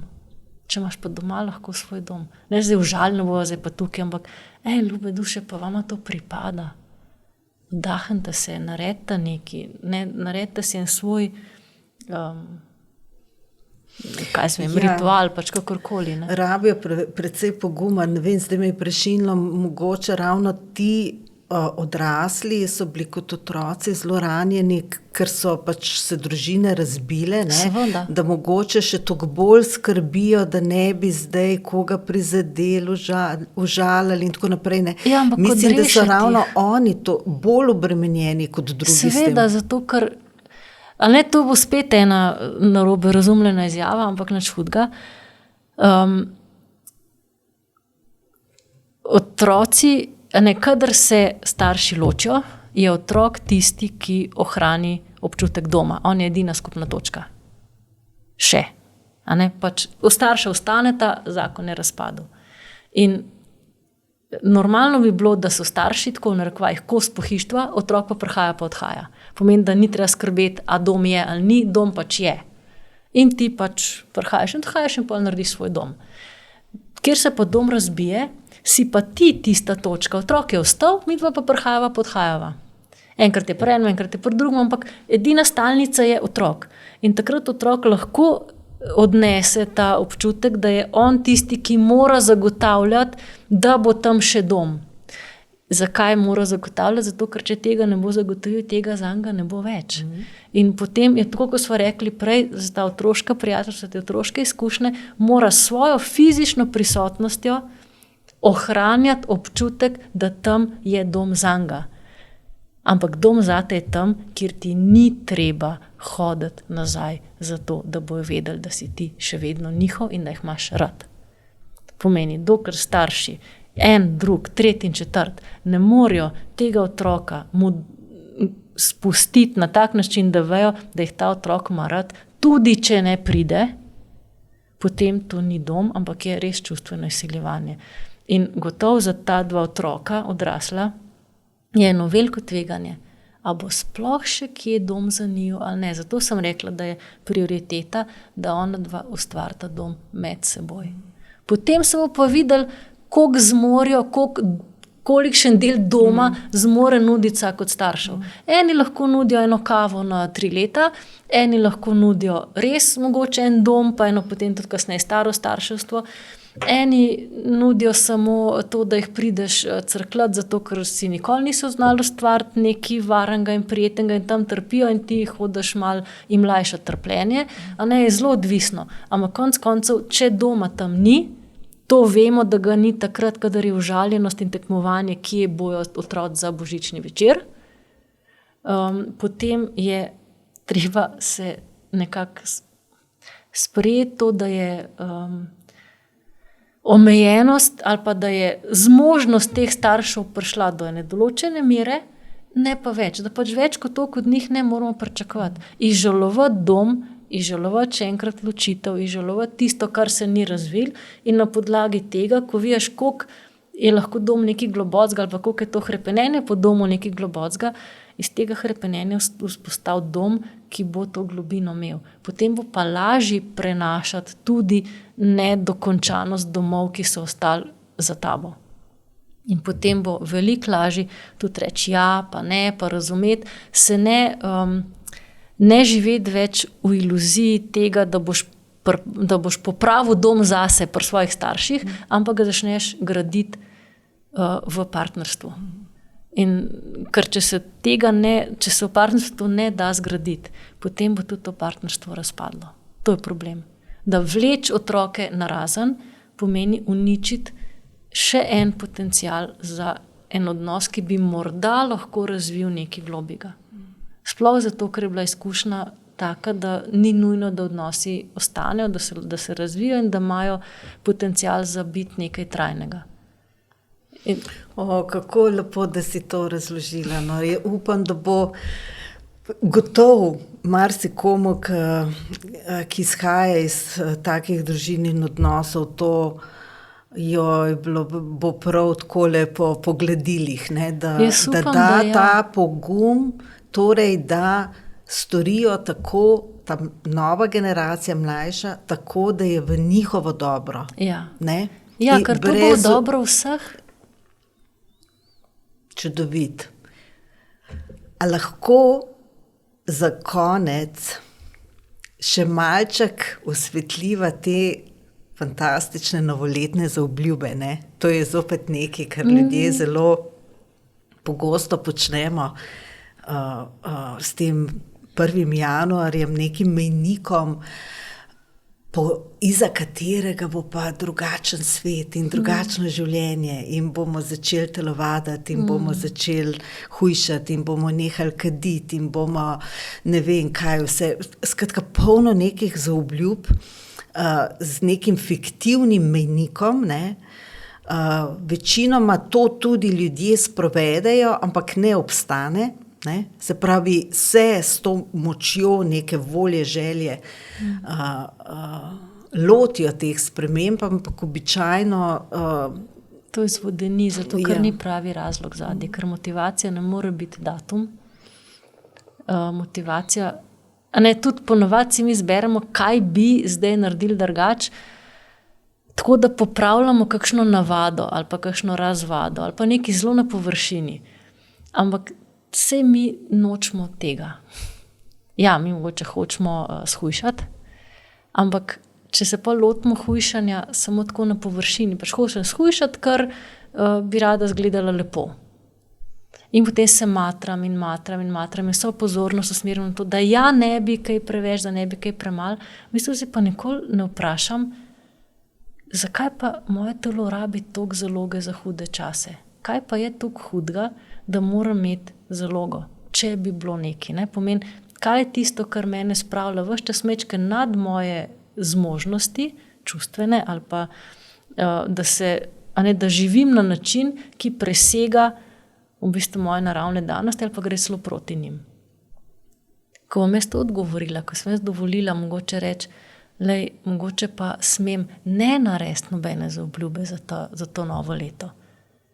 Mogoče ne bom rabila več toliko zaloge za hude čase, ker če si naložim še novo nalogo, bo šla pozornost v to.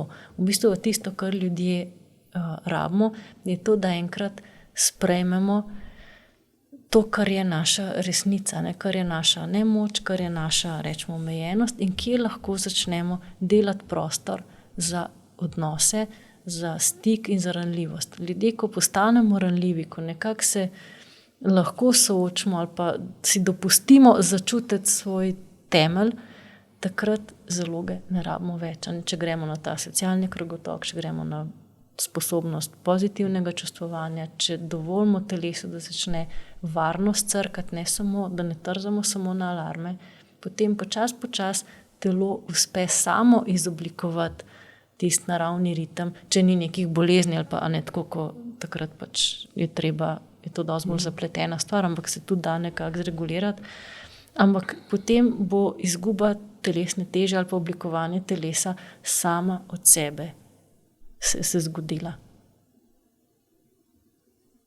Če hočeš imeti urejeno, pospravljeno stanovanje, je v redu, si nakupiš vse priročnike, kako se pravilno pospravlja, ampak enkrat si moraš reči, zakaj pa imam tak nered? Kje se mi nabira na vlaka, ki mi onemogoča, da bi lahko svoje normalno vsakdanje življenje živel na tak način, da bi moja okolica nekako zrcalila to, kar jaz sem. In je brez veze se trenirati v tehnikah pospravljanja, če mogoče se moram samo posloviti od ene stare šare, kjer je noter parkiranih toliko enih spominov, toliko enih želja, toliko enega hrepenenja, toliko enega, ne vem, doživljanja, ali pa toliko ene žalosti, da mi je zapolnilo celoten prostor, v katerem živim. Kaj, če bi se usedel, pa tole dal stran? Kdo mi lahko pri tem pomaga? A ne, ali pa kam lahko to dam, ne, da bi oviralo moje vsakdanje življenje in potem začnem malo bolj tako ažurno spremljati svoje potrebe, svoje zmožnosti, svoje odnose, svoje, rekla, okolico, ljudi okrog sebe, stike in se preprosto dovoliti, da do mene pride tisto, kar je res zame. To ni toliko težko, kot zveni. Ampak mi smo tako dobra potrošna roba. Mi tako lepo trzamo na vse tele alarmne marketinške sisteme in mi vsi vemo, to jaz milijonkrat povem, ampak ko vidiš čevlje za 29,9 evra, jih kupiš zato, ker so 20 evrov. Če bi bili isti čevlji, ali pa se moraš zelo, zelo potruditi, da greš mimo in jih ne kupiš, recimo, če si v skušnjavi, da bi jih. Če bi tam pisali 30, bi šel mimo brez napora. In mi smo na ta cent. Mi smo narejeni na tele drobne centke. In z voljo se odtrgaš od teh 29,9. Ampak ne rata zmeri. Če pa ti teh 29,9 si dovoliš videti, da je to 30, pa brez volje greš mimo. In jaz bi rad, da mi ta cent znali v pravo smer obrniti. Se pravi, dovolj si, da dopustimo tisto, kar je dobro za nas. Ja. Ne bo to popotnica za naslednje leto in za vsa leta, ki sledijo. Dovolj si, da pride do nas tisto, kar je dobro za nas. Ja, in dati prava imena stvarem. Katarina, hvala za tvoj obisk. Upam, da bo to pomagalo marsikomu.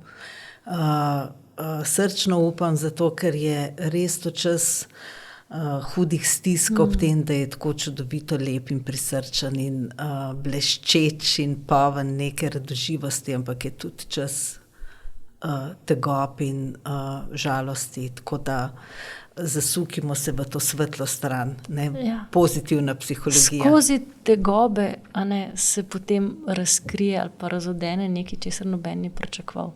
Mi bi radi pa mimo tegob prišli tja. In Božič je čas, ko si zasluži praznovanje in svetlobo.